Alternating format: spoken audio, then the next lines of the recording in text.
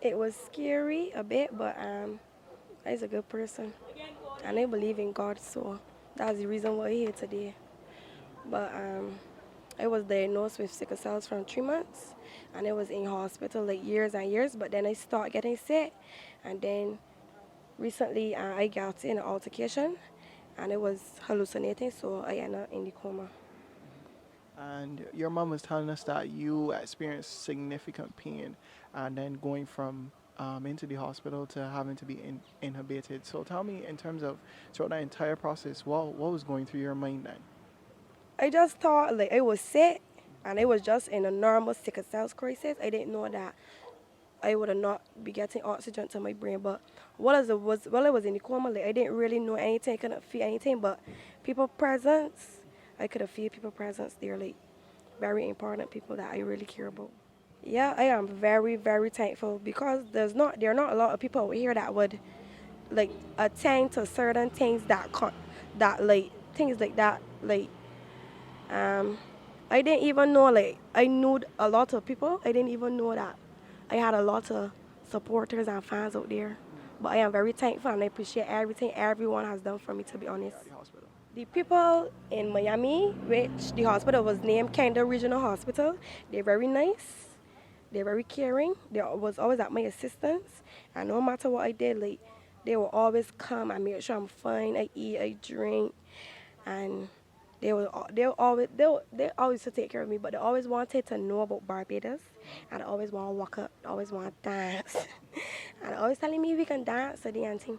And I like to dance, but I can't dance. So Well, in my terms, lungs are good, my kidneys are good, my chest is good, but I have to drink a lot of water, which I normally do, and eat properly, but I don't really eat like one time before. But I feel great, you know. I just feel that God put me back here on this earth to serve a purpose and to show people that there's a God. But I believe in God. I do believe in God. That's it. all right, Miss Cave, the warrior mom, the praying mom, the everything mommy. So just tell me a little bit about from the time you found out about Shania's illness and getting her from here to Barbados to her medical treatment. How was that journey for you? It was a rough and hard journey because being a mom, you seeing your child the way how it was in the hospital is not a good sight. Laying there in a coma, not moving, not talking, doing nothing, that's not Shania. Shania is a go-getter, SC.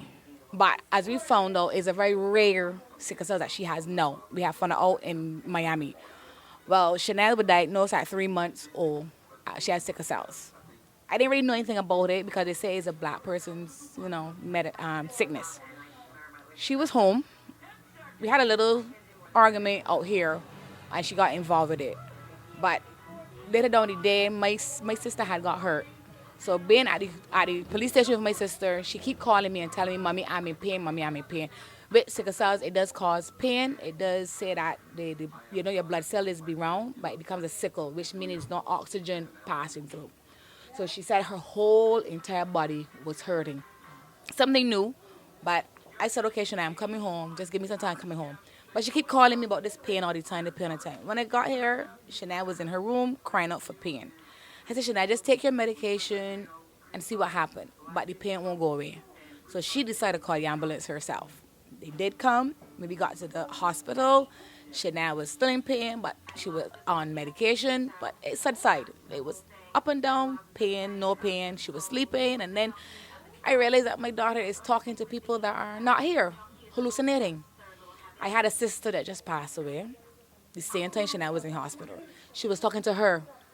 Little know my sister was home. Then she was talking to my grandmother. My grandmother had been dead for almost 3 years. And then she started singing songs that, and it's like, what's going on? Then she had her eyes closed. She said, "Mommy, you want a piece of chocolate?" And I was like, "Shania, you don't have chocolate." So I was like, what's going on? It was very strange that my daughter is doing these things. And so when she got put on the ward, which is a stay unit ward, that's when it got worse. She won't stand up. She was just laying down. She was in the chair. She won't move. And then she became a child again. To me, she became a child again. She peed herself. I had to clean her up. She had an attitude I know my daughter doesn't have. She doesn't get vexed. So I was like, it's very strange that my daughter's behaving like this. Then the nurse came and told me what really happened. I had to explain to her what happened before Shania came in the hospital. Then she turned, she told me Shania has hypoxia, which is hallucinating, no oxygen to the brain.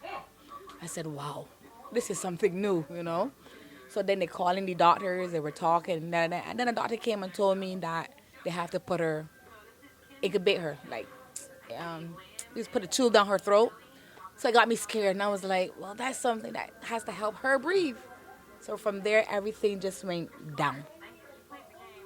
No Shania no more.